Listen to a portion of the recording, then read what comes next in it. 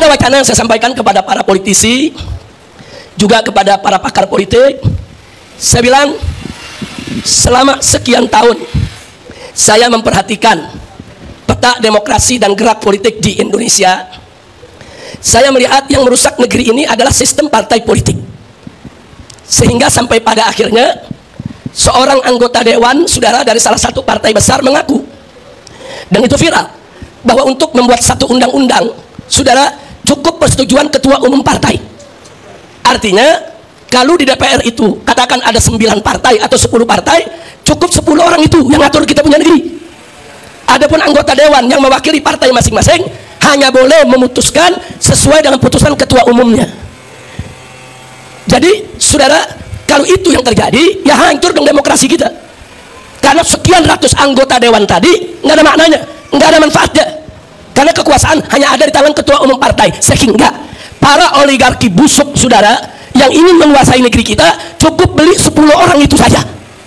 Beli itu 10 orang, segala macam undang-undang, segala macam regulasi bisa mereka atur yang menguntungkan usaha mereka. Kalau ini dibiarkan, hancur ini negeri. Jadi nggak usah bicara demokrasi lah, udah hancur-hancuran ini demokrasi di kita punya negeri, ya ikhwan. Nah, maka itu saya sampaikan kepada mereka ketika itu, belum lama ya ikhwan, sebulan yang lalu, saya sampaikan kenapa kita tidak berpikir membangun negara Indonesia tanpa partai. Kita bangun negara tanpa partai. Siapa bilang negara nggak bisa hidup tanpa partai? Bisa kok. Maka itu saya mau ajak, mumpung di sini banyak alumni-alumni lulusan perguruan tinggi, saudara. Ayo sama-sama kita berpikir. Siapa bilang Indonesia tidak bisa dibangun tanpa partai? Bisa, saudara. Kita membangun satu negara meritokrasi, di mana semua jabatan di kementerian itu dipegang oleh orang-orang dari hasil karir mereka, bukan orang partai, saudara. Dulu di zaman Soeharto, saudara, Orde Baru, dengan segala kebaikan dan kejelekannya, saudara, itu jabatan politis itu hanya sampai di jabatan menteri, saudara. Di bawah menteri semua jabatan karir, saudara. Hampir semua jabatan karir.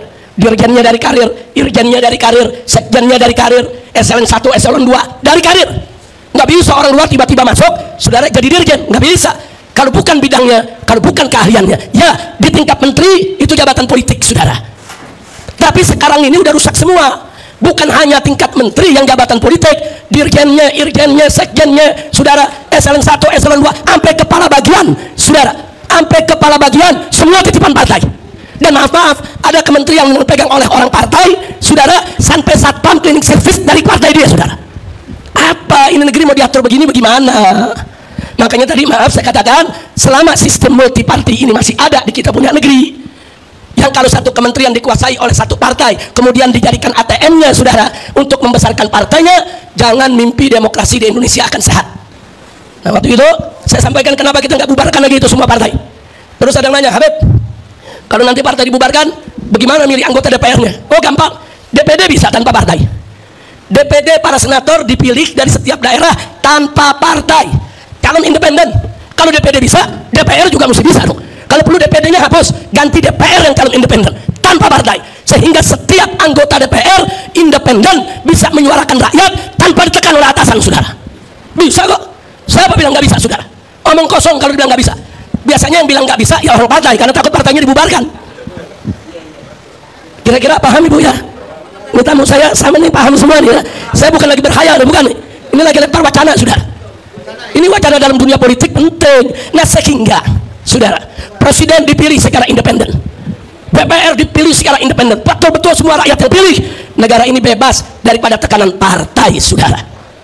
Itu pertama. Baik, andai kata pun negara tanpa partai itu sulit, saudara, atau belum bisa dilaksanakan saat ini, atau perlu 1 atau 2 dekade lagi mendewasakan masyarakat, saudara, maka solusinya cukup Indonesia punya 2 partai saja.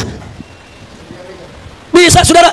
Amerika Serikat, negara yang begitu maju, bisa ke 2 partai, Partai Republik, Partai Demokrat, selesai. Di Indonesia bisa. Indonesia ini dari dulu sudah terbelah, saudara. Cuma ada 2 bagian.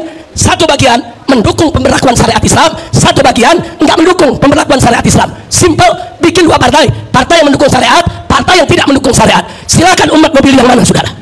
Simple. Dan itu lebih sehat. Kenapa lebih sehat? Kalau partai Islam yang menang, maka partai sekuler silakan jadi oposisi untuk menimbangi daripada kepemimpinan partai Islam. Kalau partai sekuler yang menang, maka partai Islam yang jadi oposisi. Jadi negara ini, saudara, ada sekarang teriak-teriak negara presidensial itu nggak boleh ada oposisi, jadi semua disuruh dukung pemerintah, nggak boleh beroposisi, saudara. Nah, jadi dua partai itu juga masih boleh sehat, walaupun saya tetap kepada wacana pertama, bangun negara tanpa partai, sehingga nanti jabatan-jabatan menteri, saudara, itu bisa diambil dari jabatan karir. Presiden yang terpilih secara independen, saudara, dengan anggota dewan yang juga independen, saudara, bisa memilih para menteri dari kementeriannya masing-masing.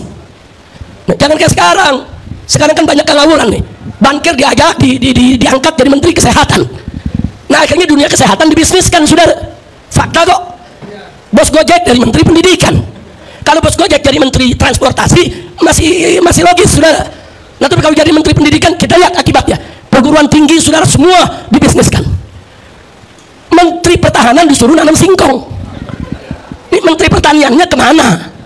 Astagfirullahaladzim. Ini kok jadi ngawur begini, saudara? Kenapa? Itu tadi, ini cawe-cawenya partai politik, saudara. Semua mau diambil alih oleh partai politik, semua. Mau itu kementerian, mau itu kedutaan besar, saudara, mau itu komisaris-komisaris daripada BUMN, semua mau dibagi-bagi di antara orang partai. Nah, jadi rakyat yang bukan orang partai bagaimana? Nah, ini saya pengen ini, Prof. Laila, kita buat satu pertemuan besar, kita kumpulkan semua para pakar, ayo kita diskusi. Enggak apa-apa, ayo kita berdebat, ayo kita adu argumentasi, ayo kita adu pendapat, ide di sana untuk menyelamatkan kita punya Republik Indonesia, insya Allah. Bu, kalau kita punya negeri, menterinya jabatan karir, sekjen, dirjen, sampai kepada dirjennya, semua jabatan karir, mereka akan menguasai